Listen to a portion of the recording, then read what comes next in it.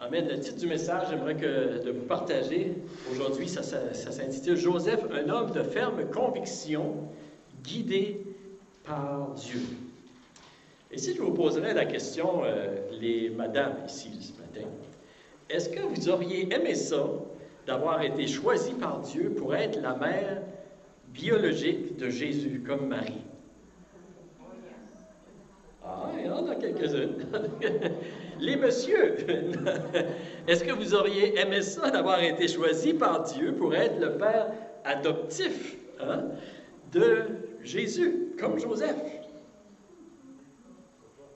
Je sais, des réactions un peu, vous savez. Parfois, on peut avoir des idées, vous savez, presque fantaisistes de la vie de certaines personnes. Des fois, on se dit, ouais, ils sont tellement chanceux, ils sont tellement bénis, eux autres, d'avoir été choisis pour faire certaines choses. Et peut-être que les gens qui pensent, Marie et Joseph, hey, tu sais, ça a dû être merveilleux pour eux autres d'avoir un enfant comme Jésus. Hein? Un enfant parfait, là. Et ça a dû être merveilleux aussi. On raconte encore leur histoire, 2000 ans plus tard, leurs exploits qu'ils ont fait pour le Seigneur. Il me semble que ça doit être merveilleux. Puis c'est pas de la jalousie, là, mais pas loin. Hein? Vous savez, lorsque nous éprouvons de la jalousie pour quelqu'un, là, c'est probablement parce que nous n'avons pas marché dans leurs souliers. Et nous ne connaissons pas tout ce qu'ils ont dû passer au travers pour arriver où ce qu'ils sont, vous savez. Et le meilleur remède contre la jalousie, vous savez, c'est de se réjouir avec les autres.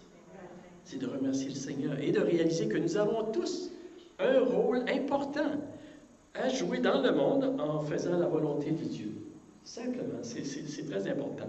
Marie et Joseph, ils ont définitivement reçu de grands privilèges d'avoir été choisis pour une mission unique sur la terre. Donner la naissance physique au Fils de Dieu, wow!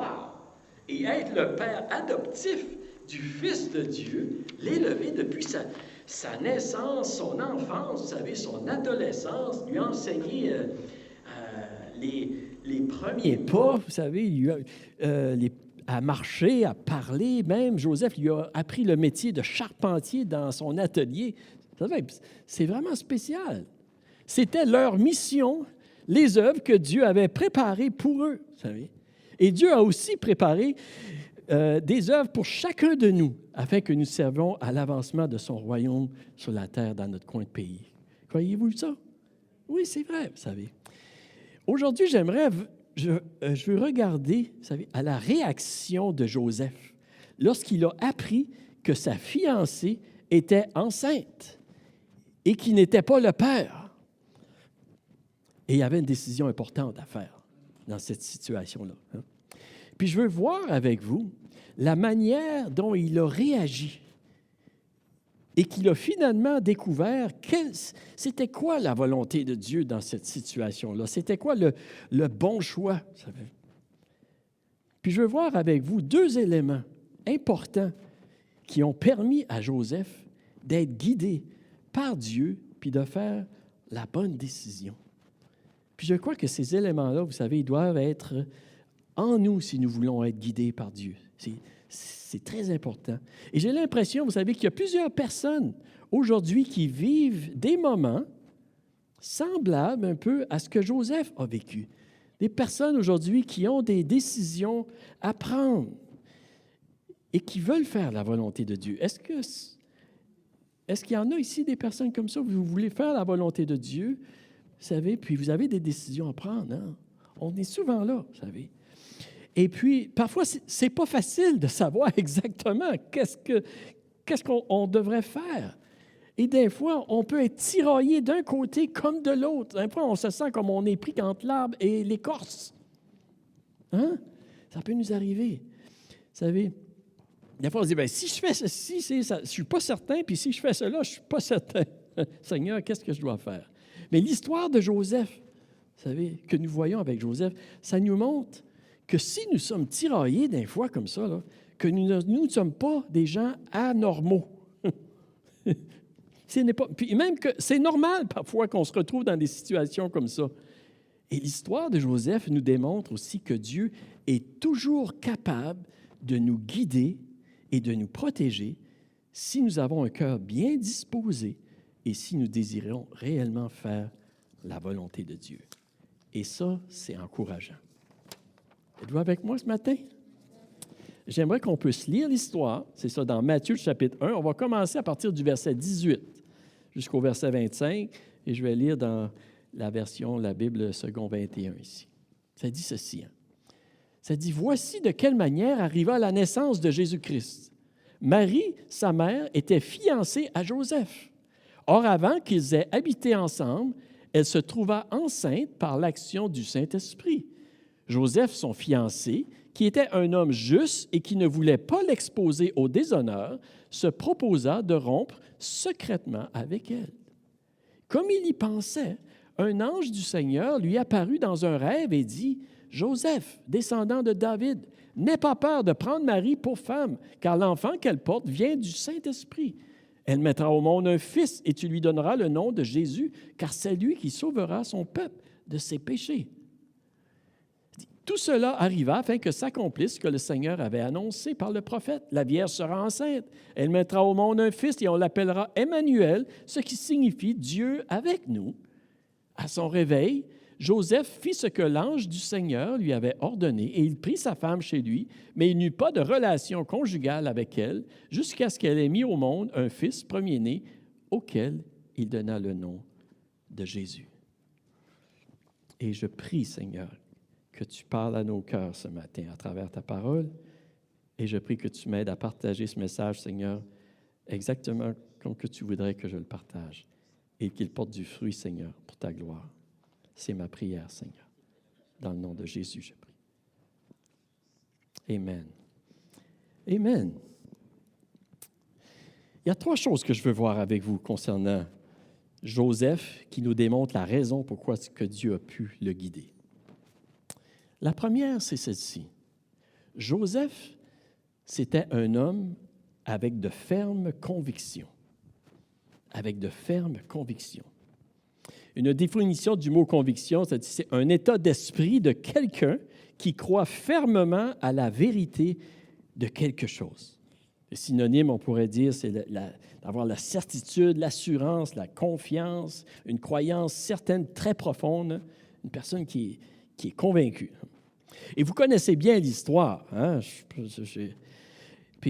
Mais je vous encourage de la relire à chaque année. Moi, je peux vous dire, à chaque année, je relis l'histoire de Noël, puis vraiment, j'apprécie beaucoup. Mais ici, c'est ça. Joseph, il est fiancé à la belle Marie, hein? Une adolescente. Et ils n'ont pas eu de relation sexuelle avant de vivre ensemble, tout comme Dieu l'a établi dans sa parole. Et nous voyons dans cette histoire que Joseph, c'est un jeune homme avec des fermes convictions, vous savez, dans son cœur, et il veut honorer Dieu, il veut respecter la parole de Dieu dans sa vie, et il aime Marie, il recherche vraiment, on peut voir dans l'histoire, à la protéger, l'honorer, la respecter. Hein? Vous savez, Joseph, là, il n'est pas parfait, Joseph, là, puis il n'est pas sans péché, là. Il est un être humain comme vous et moi, avec des forces, avec des faiblesses, puis lui aussi a besoin d'un sauveur. Amen? OK. Mais Joseph, c'est un homme de bien. Je vous dis, juste un homme de caractère. Hein? Il recherche à vivre dans l'intégrité devant Dieu, puis devant sa communauté. Et il désire faire la volonté de Dieu. Il désire faire ce qui est juste et ce qui est aimable. On peut voir ça dans son histoire. Et vous savez, pour que Dieu puisse se servir de nous, nous n'avons pas besoin d'être parfaits puis d'être sans péché. Sinon, Dieu ne pourrait pas se servir de personne. Mais nous devons rechercher à être des personnes de haut caractère, avec des standards moraux de vie élevés, des principes de vie. Nous devons rechercher vraiment de vivre d'une manière à honorer Dieu et en désirant respecter sa parole.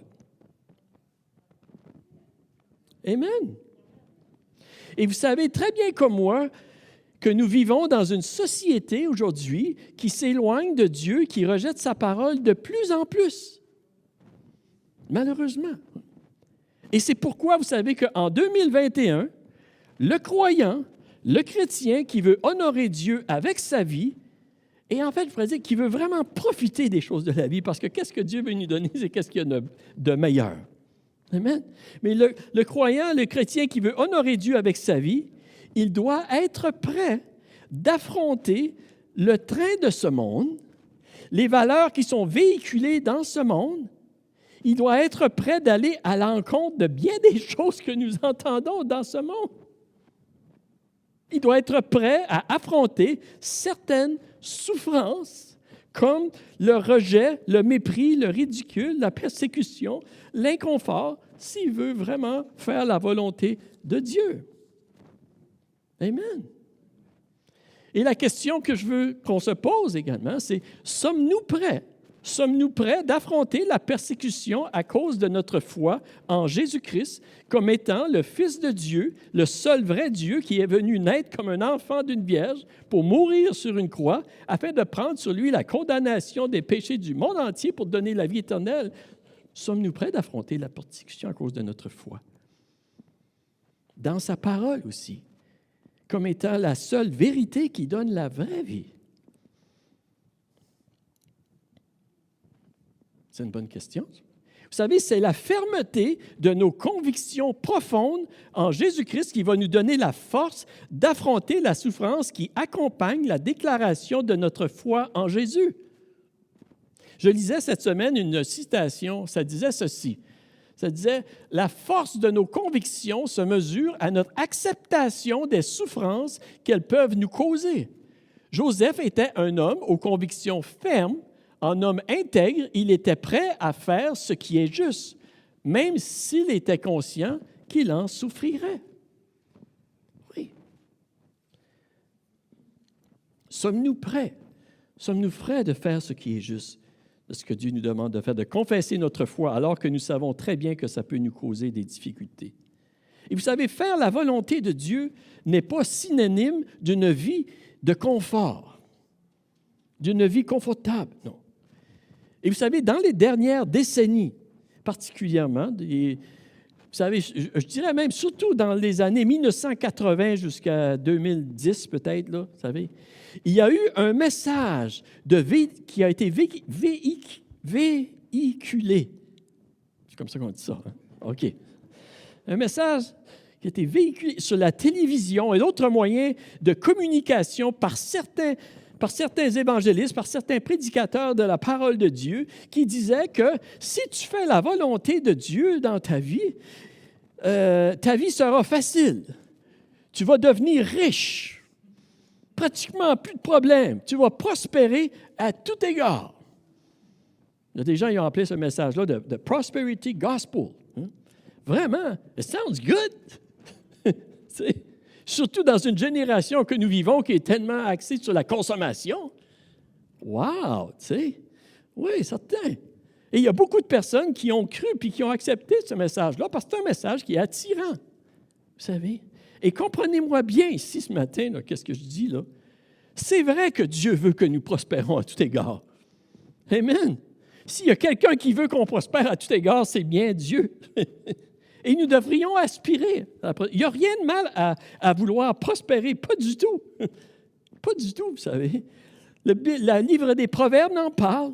On le voit beaucoup dans l'Ancien Testament aussi, qu'il y avait beaucoup de gens qui Salomon était riche, là. Abraham, vous savez, il y en a plusieurs dans l'Ancien Testament. On en voit beaucoup moins dans le Nouveau Testament, par exemple, vous savez. Mais il n'y a rien de mal, ça. Mais c'est important de bien définir, vous savez, qu'est-ce que ça signifie, la vraie prospérité selon la parole de Dieu. Êtes-vous avec moi ce matin? Vous savez? Et en fait, Jésus, vous savez, n'a jamais promis que si nous acceptons de le suivre, que nous aurons une vie facile et confortable. En fait, il nous a promis le contraire. Il a dit à ses disciples, dans Jean 16, 33, il a dit, je vous ai dit cela afin que vous ayez la paix en moi. Vous aurez à souffrir dans le monde, mais prenez courage. Moi, j'ai vaincu le monde. Yeah, vous allez avoir des tribulations dans le monde, mais prenez courage, j'ai vaincu le monde. Et l'apôtre Paul il a dit ceci en 2 Timothée 3,12, il dit, du reste, tous ceux qui veulent vivre avec piété en Jésus-Christ seront persécutés.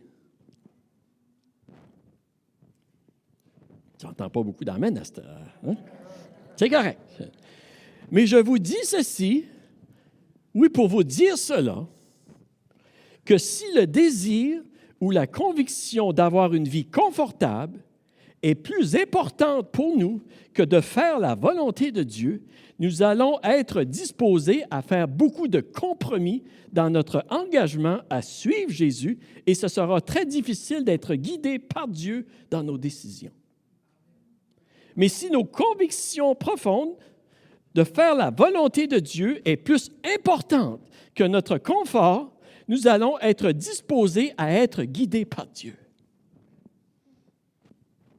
Et c'est important qu'on réalise ceci, parce que nous vivons dans une génération aujourd'hui qui a fait du confort une des choses les plus importantes de la vie. C'est même plus important que de vivre une vie juste, d'intégrité devant les hommes puis devant Dieu. C'est plus important d'être confortable. C'est ça la pensée de notre monde. Et c'est une tentation très forte qui vient contre les chrétiens pour qu'ils abandonnent leur engagement à suivre Jésus-Christ. Et le diable et le monde autour de nous, et même nous-mêmes, vous savez, on va se dire des fois, vous savez, on va avoir cette pensée-là dans notre... Bien, j'ai besoin de ceci, j'ai besoin de cela. Nous sommes tellement habitués au confort que la seule pensée, des fois, de ne pas être confortable peut nous amener à nous faire peur et à compromettre notre foi et notre engagement en Jésus-Christ. Êtes-vous avec moi? Et l'autre pensée qui peut venir, vous savez, dans notre esprit, c'est, bien, si tu choisis de faire la volonté de Dieu, là, hey, regarde tout le confort que tu vas perdre. Vous savez, ça me fait penser aux tentations de Jésus. Le diable, à un moment donné, hein, il a dit à Jésus, si tu m'adores, là, si tu compromets ton engagement à faire la volonté de ton Père, tu seras beaucoup plus confortable. Hein? Dans Matthieu 4, hein, on lit ceci. Ça dit, le diable le transporta encore sur une montagne très élevée, lui montra tous les royaumes du monde et leur gloire, et lui dit, je te donnerai tout cela si tu te prosternes pour m'adorer. Jésus lui dit alors, retire-toi, Satan. En effet, il est écrit, c'est le Seigneur ton Dieu que tu adoreras, et c'est lui seul que tu serviras. Et vous savez, c'est la fermeté de nos convictions à faire la volonté de Dieu qui va nous donner la force de tenir ferme contre la pression qui vient contre notre engagement dans notre foi. Et c'est la raison pourquoi je vous exhorte sérieusement à affermir les convictions de votre cœur dans le Seigneur. Je vous exhorte sérieusement de vous affermir dans la parole de Dieu et dans la grâce de Dieu en Jésus-Christ et dans votre communion avec le Saint-Esprit, parce que nous allons tous en avoir extrêmement besoin dans les jours à venir. Et parce que Joseph avait des convictions profondes, Dieu a pu lui révéler sa volonté et il a pu choisir aussi de faire la volonté de Dieu. Êtes-vous avec moi? OK, on va aller au deuxième point ce matin. La deuxième chose, ceci. OK, Joseph, c'était un homme avec de fermes convictions. La deuxième chose, Joseph, un homme tiraillé à cause de ses convictions. Un homme tiraillé à cause de ses convictions. Vous savez, Joseph, il y avait un problème, un malaise qu'on pourrait dire. C'est qu'il était tiraillé à l'intérieur de lui. Là. Il était tiraillé. Qu'est-ce que je fais avec Marie? Là? Qu'est-ce que je suis supposé de faire? Hein? Et savez-vous que ce sont ses convictions fortes qui lui causaient ce dilemme? S'il n'y aurait pas eu de conviction, là, il n'y aurait pas eu de problème. S'il n'aurait pas eu de souci pour Marie. Puis s'il n'y aurait pas eu de souci de faire la volonté de Dieu, en bon acadien, on a dit, si, là, il n'y aurait pas carré. Hein? Il n'y aurait pas eu ce problème-là, ça ne l'aurait pas dérangé. Mais ça le dérangeait, vous savez. Il avait la conviction que Marie n'avait pas agi de la bonne manière, que c'était injuste, vous savez, qu'elle avait commis l'adultère, là. Peut-être lorsqu'elle avait été visiter sa parenté Élisabeth, puis qu'elle avait été là pendant 3 mois de temps, là, tu sais. Peut-être qu'il se disait, OK, on ne sait pas. Mais il avait la conviction, oui, que Marie n'avait pas agi de la bonne manière. Mais en même temps, il avait la conviction que de simplement abandonner Marie, de l'exposer publiquement au déshonneur, ce n'était pas vraiment la bonne manière d'agir. Voyez-vous le dilemme? Il était tiraillé d'un bord puis de l'autre. Et vous savez, nos fermes croyances, nos convictions, qui sont essentielles pour faire la volonté de Dieu, nous causent souvent des problèmes à l'intérieur de nous. Notre conscience, vous savez, dont Dieu veut qu'elle soit éclairée par le Saint-Esprit et la parole de Dieu, notre conscience nous aide, vous savez, à connaître et à choisir ce qui est bien plutôt que mal, à connaître la volonté de Dieu. Mais elle crée parfois en nous des tiraillements. Dans le sens que, vous savez, lorsqu'il y a 2 directions opposées qui s'affrontent à l'intérieur de nous, tu sais, je veux faire ce qui est juste, puis je veux agir avec amour.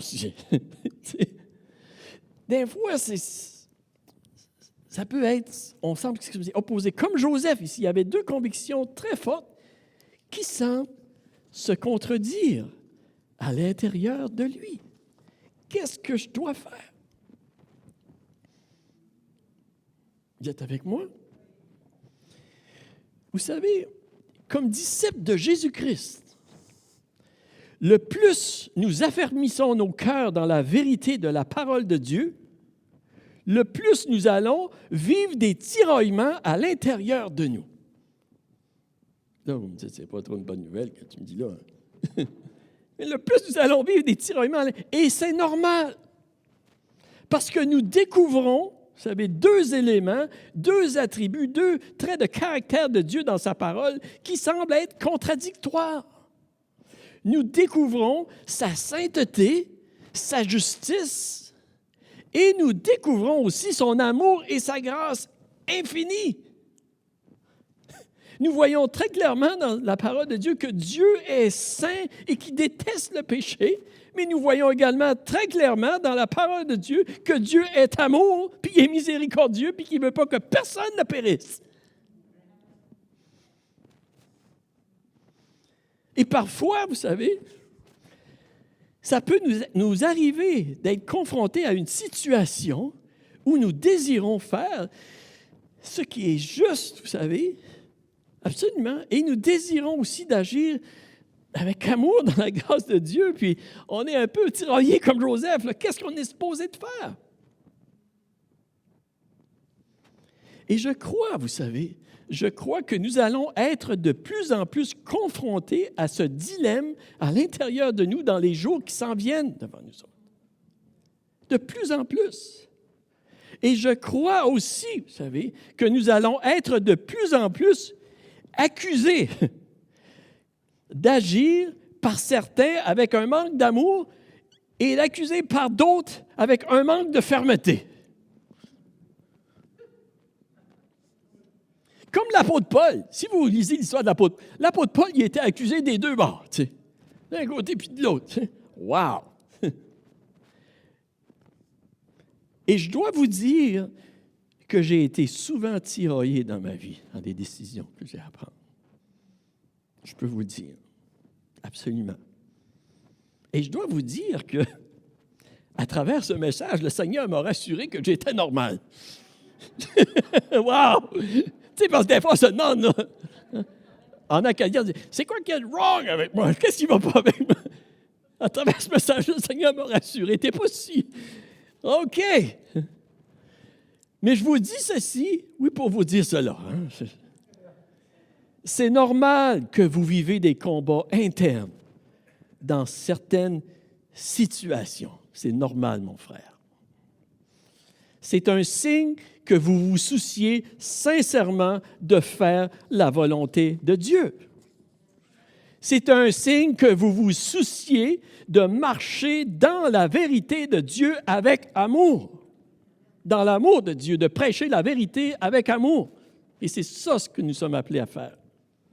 Et j'irais même jusqu'à dire, vous savez, que si vous n'avez pas ce dilemme à l'intérieur de vous, il vous manque quelque chose dans vos convictions. Vos convictions ne sont pas très profondes. Ou il vous manque quelque chose à quelque part dans vos convictions. Soit que vous manquez de respect de la majesté, de la sainteté de Dieu, ou soit que vous manquez d'une révélation de la grandeur de l'amour de Dieu manifesté en Jésus-Christ. Êtes-vous avec moi? C'est normal d'être tiraillé. Et c'est à cause de nos convictions profondes. Mais c'est un bon signe. C'est un bon signe. Ça veut dire que ça travaille ici dedans. Notre cœur commence à être affermi dans Dieu. OK. La troisième chose que je veux voir avec vous ce matin, c'est celle-ci. Joseph, un homme guidé à cause de ses convictions. OK. Vous savez, Joseph, il réfléchissait, là, hein? Il pensait là, à tout ce qui se produisait dans sa vie. Et probablement, vous savez, sûrement, je dirais même, il priait, hein? Puis il demandait au Seigneur de lui montrer qu'est-ce qu'il devait faire. Wow! C'était pas évident. Vous savez, lorsque nous sommes devant un choix difficile à faire, là, une situation qui semble en conflit avec nos convictions, vous savez, une des premières choses que nous devrions faire, que nous devons faire, c'est tout d'abord de ne pas agir avec précipitation. De ne pas agir avec précipitation. C'est très important de prendre le temps de réfléchir calmement et de prier au Seigneur. Calmement. Tu sais, je sais là, que j'y vais calmement. Là, tu sais. Vous savez, de nos jours, ce n'est pas une chose facile de prioriser dans notre vie des moments de réflexion interne profonds. Je vais le répéter. Ce n'est pas une chose facile de prioriser dans notre vie des moments de réflexion interne. Ça veut dire des moments sans téléphone, sans médias sociaux, sans ordinateur, sans TV, sans distraction. C'est pas facile. Et le mot-clé ici, c'est prioriser. On peut prioriser des moments de réflexion interne dans notre vie. Et c'est très important pour le chrétien, pour l'enfant de Dieu aujourd'hui, de plus en plus. Je peux vous dire, c'est important pour moi. Je commence ma journée à la maison, je commence ma journée avec ma Bible. Je la lis, je l'étudie. C'est ça que je commence. Ma journée au travail ici, quand j'arrive ici au Centre chrétien évangélique, je commence ma journée dans la prière. Et je ne vous dis pas ça là, pour me péter les bretelles ou quoi que ce soit. C'est pas ça. C'est juste pour vous dire que il faut prioriser ces moments-là parce que c'est facile de perdre ces moments-là. Chacun de nous, on doit à quelque part trouver le moyen de prioriser ces moments-là. Êtes-vous avec moi? Des moments de prière et de solitude avec Dieu. Et notre culture aujourd'hui recherche à garder notre esprit occupé presque 24 heures par jour, 7 jours par semaine, avec des informations, avec des nouvelles, avec toutes sortes d'affaires qui se passent autour de nous, au point de nous hypnotiser à la réalité de ce que nous vivons. Et soyons prudents de ne pas laisser nos pensées être emportées par le train de ce monde.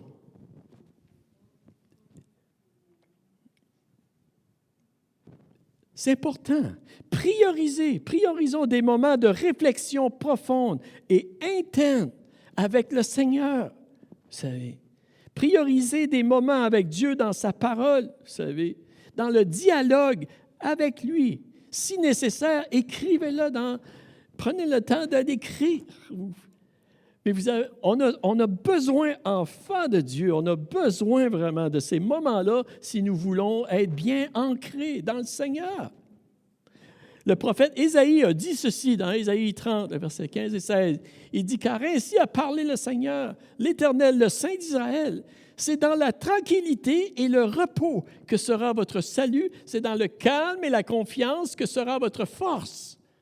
Mais vous ne l'avez pas voulu. Vous avez dit non, nous prendrons la course à cheval. C'est pourquoi vous fuirez à la course aussi. » Nous avons besoin, frères et sœurs. Et vous savez, nos convictions profondes, ils sont développés et affermis dans les moments calmes de réflexion dans la présence de Dieu. C'est là que c'est formé. Et je vous exhorte, oui, à affermir vos croyances en Jésus-Christ afin que vous puissiez tenir ferme dans le Seigneur.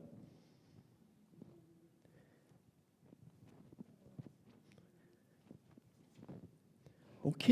Et maintenant, j'arrive au point crucial du message. Là, vous me dites, bon, ça y a pris du temps pour arriver là, hein? Oui. J'arrive au point, ce message ici, et dans Matthieu, chapitre 1, verset 20, ça dit ceci. « Comme il y pensait, Joseph, un ange du Seigneur lui apparut dans un rêve et dit, « Joseph, descendant de David, n'aie pas peur de prendre Marie pour femme, car l'enfant qu'elle porte vient du Saint-Esprit. » Wow. Finalement, le Seigneur a révélé à Joseph ce qu'il devait faire. Et en fait, il a révélé à Joseph qu'est-ce que Dieu est en train de faire dans toute cette histoire-là. Vous savez, lorsque nous voulons faire la volonté de Dieu et que notre cœur est fermement disposé à faire ce qui est droit et ce qui est juste, et lorsque notre cœur est disposé à faire ce qui est bien et d'agir à la manière de Dieu dans la vérité et dans l'amour, lorsque nous avons ces deux convictions-là bien affermies à l'intérieur de nous, Dieu peut nous montrer le sentier qu'on doit prendre devant nous. Dieu peut nous montrer. Dieu peut nous guider. Il va utiliser soit un ange, ici il a utilisé un ange, il peut utiliser sa parole qui vient parler à notre cœur, il peut utiliser des circonstances, des événements, il peut utiliser une prédication, il peut utiliser des dons, il peut utiliser toutes sortes de... Mais Dieu va communiquer avec nous, puis il sait comment avoir notre attention. Amen? Absolument. Et vous savez, j'irais même jusqu'à dire que pour bien connaître et discerner la volonté de Dieu, nous avons besoin de ces deux convictions profondes à l'intérieur de nous. Et je vais vous expliquer pourquoi. Parce que seulement une conviction va nous amener trop loin d'un côté ou de l'autre. C'est comme les disciples lorsqu'ils étaient avec Jésus puis qui ont été à Samarie. Hein? Et à Samarie, les gens de Samarie, ils ne voulaient pas recevoir Jésus. Hein? Puis les disciples, ils ont dit, « Seigneur, tu veux-tu qu'on fasse descendre le feu du ciel sur eux autres? » Il y avait juste une conviction. Jésus a dit, « Wow, wow, les gars, wow, wow, wow. » Il n'a pas dit comme ça, là, mais... non, vous ne comprenez pas, là. Je ne suis pas venu ici pour perdre les gens, je suis venu ici pour sauver les gens. Le Fils de Dieu est venu pour sauver, pas pour perdre. Ah! Genre, Jésus était là parce que ces Samaritains-là, ils seraient fait toaster. Okay. Vous savez, Seulement une conviction va nous amener trop loin d'un côté ou trop loin de l'autre. Et lorsque le Saint-Esprit souffle sur nous, vous savez, oui, il souffle une révélation de la sainteté de Dieu qui produit en nous le respect de Dieu, une crainte respectueuse de Dieu, qui est le commencement de la sagesse, que la Bible nous dit. Mais en même temps, il souffle également en nous la révélation de l'amour de Dieu en Jésus-Christ, qui produit en nous un désir de voir le plus grand nombre connaître la grâce de Dieu en Jésus-Christ et d'agir envers amour. Êtes-vous avec moi? Et vous savez, l'image qui me vient à l'esprit un peu, c'est comme un bateau. Un bateau, là, si le vent il souffle juste sur un côté, là, le bateau va se ramasser ce bord-là. T'sais. Si le vent il souffle juste sur ce côté-là, il va se ramasser l'autre bord. C'est comme si on aurait besoin... En tout cas, c'est comme ça que je le vois, là, tu sais. On a besoin que le vent souffle les deux côtés, puis le bateau, il s'en va dans la bonne direction. Et c'est un peu comme ça que je le vois, vous savez. Pour aller en avant dans la direction de Dieu, que Dieu a pour nous, on a besoin d'avoir ces deux convictions-là. Et tout comme le Seigneur a montré à Joseph quelle était sa volonté, Dieu nous montrera toujours quel chemin nous devrons prendre lorsque ces deux convictions sont bien établies à l'intérieur de nous. Il va nous montrer. Et il va nous donner la paix aussi avec cette direction-là. Dieu dit, ne crains pas, n'aie pas peur, David. Joseph, tu es le fils de David, c'est ça. Il ne nous donnera peut-être pas le confort, non, mais il va nous donner la paix. Amen. Donc, oui, Joseph, un homme avec des fermes convictions, guidé par Dieu. Avec de fermes convictions, tiraillé, mais guidé. Et je vous pose la question ce matin, voulez-vous connaître la volonté de Dieu pour votre vie? Oui. Vous savez, premièrement, il faut rechercher. Pour connaître la volonté de Dieu, je vais le dire comme ceci, là, il faut rechercher à faire la volonté de Dieu au prix de mettre notre confort au deuxième plan. Wow! Ça, c'est pas facile à gérer. Aussi, vous savez, si vous êtes tiraillé de temps en temps à savoir qu'est-ce que Dieu désire de vous, je vous encourage ce matin en vous disant, c'est normal. C'est un bon signe. Comme le Seigneur m'a encouragé, moi aussi. C'est parce que ça veut dire que vos convictions, ils s'affermissent. Puis c'est une bonne chose. Et si vous voulez connaître la volonté de Dieu, je dirais prioriser les moments de réflexion profonde avec Dieu. Parce que c'est là que les convictions s'affermissent. Et Dieu va vous montrer la bonne décision à prendre. Puis il va vous donner la paix. Il va nous donner la paix, même si le chemin n'est pas facile. Et j'aimerais simplement terminer avec c'est comme une citation, je l'ai paraphrasée un petit peu, là. Ça dit ceci, ça dit, si vous n'affermissez pas vos convictions, votre indécision vous conduira dans une mauvaise direction. C'est important qu'on soit bien affermi.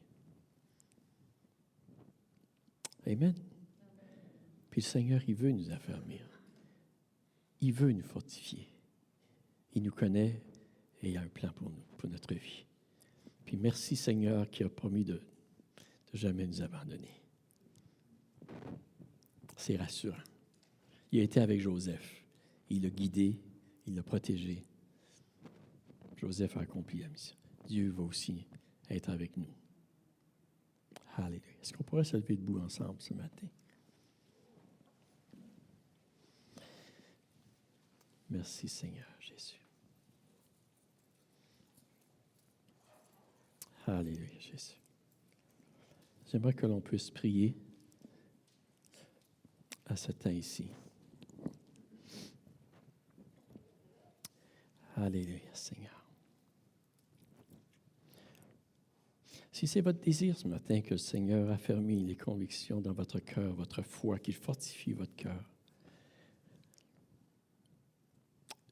j'aimerais vous encourager, juste levez vos mains avec moi devant le Seigneur. Simplement dire, oui Seigneur, viens Seigneur. On a besoin de lui, vous savez, on ne peut pas le faire par nous autres mêmes, là, sûr et certain. Mais Dieu, il est prêt de nous aider, comme il a aidé Joseph. Seigneur, merci Seigneur Dieu. Merci pour ta grâce dans nos vies, Seigneur. Merci pour ton amour. Merci pour le cadeau, Seigneur Dieu, que tu nous as donné en Jésus-Christ. La vie éternelle, Seigneur Dieu. La vie abondante, Seigneur. La vie pour l'éternité, l'espérance, l'espoir, le pardon de nos péchés, Seigneur, par le sang de Jésus. Merci. Seigneur, je prie pour moi, je prie pour tous ceux qui écoutent ce message, Seigneur Dieu, pour mes frères et mes sœurs, que par ton esprit, Seigneur, qui agit en nous, Seigneur, et par ta parole vivante et puissante qui agit en nous, que tu affermis nos cœurs, nos convictions profondes, Seigneur, dans la vérité, Seigneur, dans la vérité, Seigneur, dans la vérité de ta parole, dans la vérité de ton amour, dans la vérité de ta sainteté, Seigneur. Je prie, Seigneur, afin que nous puissions bien discerner ta volonté dans toutes les décisions que nous avons à prendre, Seigneur, dans notre vie de tous les jours. Oui, c'est ma prière, Seigneur. Je te le demande, Seigneur Dieu, dans le nom de Jésus.